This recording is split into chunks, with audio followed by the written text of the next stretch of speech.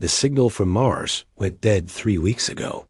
Not a single ping, not a byte of data, just static. Colonial Command wrote it off. A solar flare, a deep space anomaly, a system-wide glitch. They filed the paperwork, marked the mission as a catastrophic loss, and moved on. But I couldn't. I knew Zero was still out there. Zero, the prodigy, the maverick, the one who saw music not just as art, but as the fundamental frequency of the universe. They called his theories beautiful noise, a symphony of cosmic resonance that could reshape reality itself. Command called him a madman. I called him my friend, so I built this ship, the Stardust Rambler. Looks more like a garage than a starship, I'll admit. It's a patchwork quilt of salvaged parts, held together with grit, duct tape, and a whole lot of hope. My co-pilot is BRO, a bioresonant oracle housed in a beat-up 1950s Zenith television. He's the brains of this rust bucket, processing galactic data through a language of oscilloscope waves and cryptic static. And then there's Sugar, a Siamese kitten I found in the docking bay on Ganymede. Don't let the size fool you. There's something different about her, something ancient. We followed the faint, residual energy trail of Zero's ship, a trail only BRO could detect.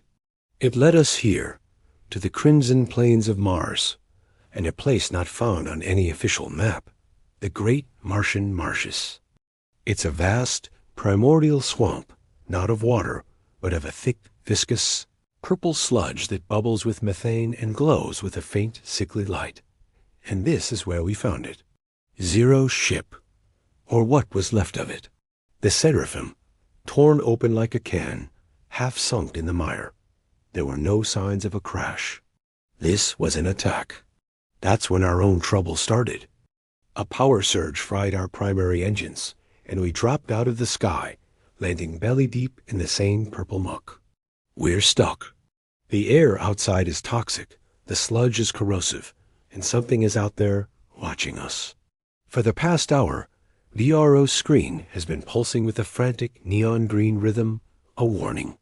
He's detecting massive biosignatures moving beneath the surface.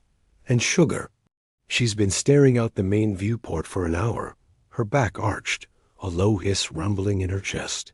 Her normally blue eyes are glowing with an intense violet light. Whatever she sees, it's big. The ship groans, a deep metallic scream of stressed metal. The hull shudders, not from an engine fault, but from an external force. I look out the viewport, past Sugar's tense silhouette. A shape is rising from the swamp. It's colossal, a mountain of dripping, gelatinous purple slime. Dozens of glowing yellow eyes, like malevolent lanterns, blink open in the amorphous mass, all of them fixated on the window. On Sugar. A jaw, if you can call it that, opens wide, revealing rows of jagged, obsidian-like teeth that glisten in the dim light. It's a swamp stalker, a creature of myth, something old Martian prospectors whispered about in hushed tones. The groaning intensifies as one of its massive, clawed appendages scrapes against the outer hull. The screech of obsidian on Durestial sends a shiver down my spine. The airlock integrity light flashes red. We're being torn apart. Panic starts to creep in, cold and sharp. We have no weapons, no engines, no way out. But we have one thing, music. I turn away from the window and grab my old Arturo Fuente. It's not just a guitar. It's a 3-string cigar box special I built myself, wired directly into the ship's audio transducer. It's my tool, my voice. My fingers find the strings. I take a deep breath, close my eyes, and remember Zero's words. Everything vibrates, my friend. Find the right frequency, and you can move worlds. I strike a single heavy chord, a low, distorted gut punch of a blues riff. The sound isn't just heard, it's felt. A physical shockwave rips through the ship, rattling every bolt and panel. On his console, BRO's Breamwave spikes, flashing white-hot as he shunts all remaining auxiliary power, overclocking the external speakers. The ship itself becomes an amplifier. Outside, the monstrous creature recoils, its liquid body shuddering violently. The sound, the frequency, is hurting it. It's disrupting its very form. I hit another chord, then another, building a rhythm, a raw primal delta blues dirge for a dying planet. Sugar, on the console, lets out a piercing cry, her entire body now glowing with that same violet fire, her own frequency syncing perfectly with the music pouring from my guitar. The air in the cockpit crackles with energy.